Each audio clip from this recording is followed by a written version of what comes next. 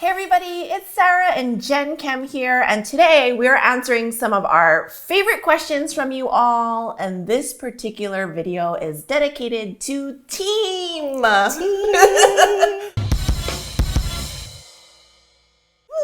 lots and lots of experience in this area. For sure.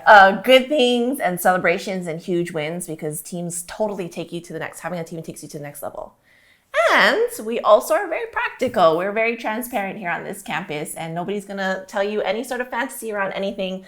There is work involved because teams are comprised of humans. You are also a human, and that means that you have these human-to-human interactions. Yes. So, okay, so juicy. I don't even know where to begin. The first question. Okay, so let's talk about delegation. Is it possible to find people or a person that you can delegate everything that you don't want to do to? Oh, you mean the unicorns? The people who, that's what we call a unicorn. And let's put it this way, they exist, okay? But to be honest with you, don't ever bet your business on an outlier. That's a quotable. You can write that one down. What I mean by that is you thinking that you can have another person do everything in the kitchen sink is already going to set you up for success. I mean, for failure rather. I can say this, like I'll see posts or even questions. I love you clients, but I'll hear these questions like, I need a marketing VA, or I need an administrative VA, virtual assistant. And the next thing we ask is, so what specifically do you want that person to do? And they're like, well, I want them to do everything. I mean, like, I want them to handle my calendar. I want them to create funnels inside of my CRM. I want them to handle customer service. I want to post on social media. Write out my coffee. And I'm like, that's a lot. That's a lot. For one person. And it's not possible for the most part. Okay. You might find somebody, but it's very rare. And it's somebody like that probably has more, they want to be their own entrepreneur, most likely. So I think what's really important to understand in delegation is that you need to delegate the highest revenue generating activities that only another person could do besides you. So for example, if it's copywriting, right? Getting somebody on a project basis to write project basis. On a project basis. Yes, because then you can also test their skills. You can test the communication cadence between you. You can test the synergy and if you guys can continue to work together, because that's all part of human-to-human interaction. So my answer is no, you cannot delegate everything in the kitchen sink to it. I agree with that. People say, when I say, no, you can't find that one person, they're like, but you do all those things. And so this is my comment to that. I was not born this way. I was forged. Like Lord of the Rings in the fires of Mordor, I was forged.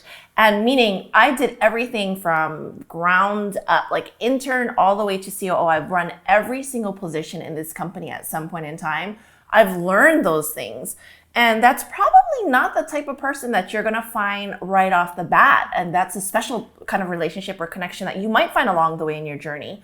But it's really important to not tie yourself into anything. Do the project by project basis kind of work with the skilled experts who can help you focus and get the right hard things done in your business. And I know a lot of times when I say that, clients are like, but what if they don't stay? What if I put all in this work into teaching someone what to do or training them and then they're not the right fit?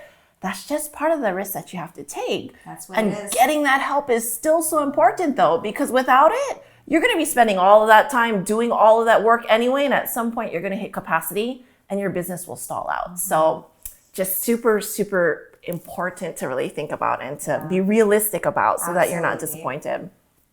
Okay. This question made me laugh.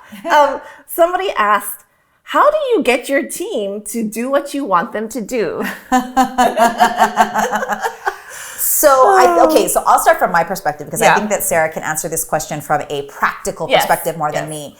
But if you've been watching our videos, or if this is the first time you're watching us, I just want to reiterate, because repetition is the mother of mastery, that we are a values-driven company. And so what that means is that we have values in the company, and part of either whether you're a contractor or you're an employee, we want you to align with the values and the decision-making processes that we use in our company. And so that's partly contributive to why when we work with a team or we work with a contractor, we bring a new employee on, that's part of the onboarding process. And we remind them of that all the time. Okay. It's the way we are. It's the way we be.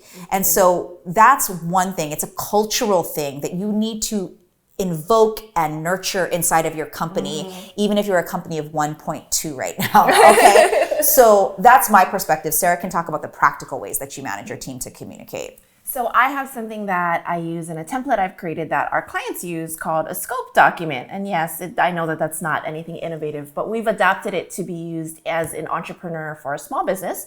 And what it tells you is in this document, it talks about the tasks that are required to get done by, again, your project by project person that's helping you. The due date for those tasks. So it's very clear what you want to get done. And then the results that you hope to see as a result of the task being done correctly. These are the results you see and the due date for that. So for example, if you're hiring someone to write copy for you, the tasks would be, what type of copy are they writing? 3 emails, 5 social posts. Okay, maybe that's the 2 tasks. As a result of these tasks, what do you want to happen? Well, from the emails, I want people to be able to be clear that they're going to buy an offer that I'm selling. As a result of the social post, I want it to have all the right hashtags and markers and things like that so that people know what I stand for and that it makes sense on my social media. And you think, well, duh, of course those are the outcomes of having emails and social posts written.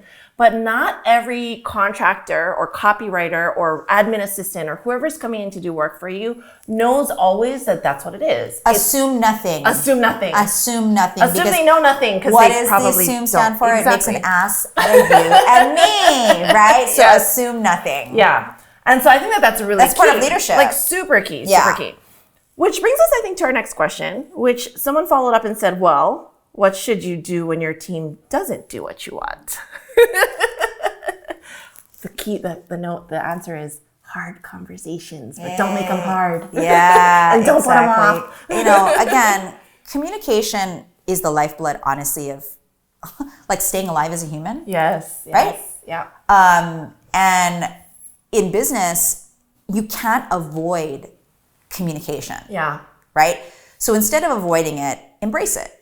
And even these hard conversations when perhaps a contractor didn't deliver with whatever you thought they would deliver, assuming you used a scope document like Sarah just mentioned, and it still didn't happen the way you wanted it to, part of, you can use this sentence then maybe as an opening to the conversation. You can say something like, hey, so this was the result that I saw happen. And I was expecting this other result. Can we talk about why that happened?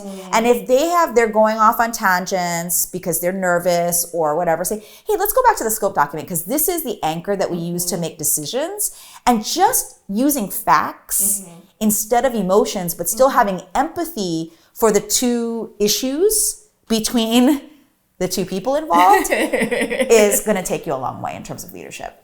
I love that. I think that that's so true. And I love the sentence that you gave. Somebody asked, well, what if I didn't have a scope document prior to this, right? And you said, you had given them a prompt of like, I know we didn't have this in writing before. I have it here now, and going forward, this is what I want to be sure that we're having it based on. So it's okay to be wrong. It's okay if you haven't done it perfect. We haven't always done it perfect either. For sure. No shame in saying that. And there is no shame in saying that because that's true, and that's true of every person's journey. So I want to encourage you all, for those of you who are building teams, maybe it's your first hire, maybe it's your 10th hire, keep going. I understand, was like the surface level conversation of all that entails in managing a team, leading a team as you really grow your business. You are a rock star. Keep showing up as a values-driven leader that you are, because that's what your team needs to see to stay motivated. Yes. And we're here to help you with that. Until next time, we'll talk with y'all later. Bye, guys. Bye.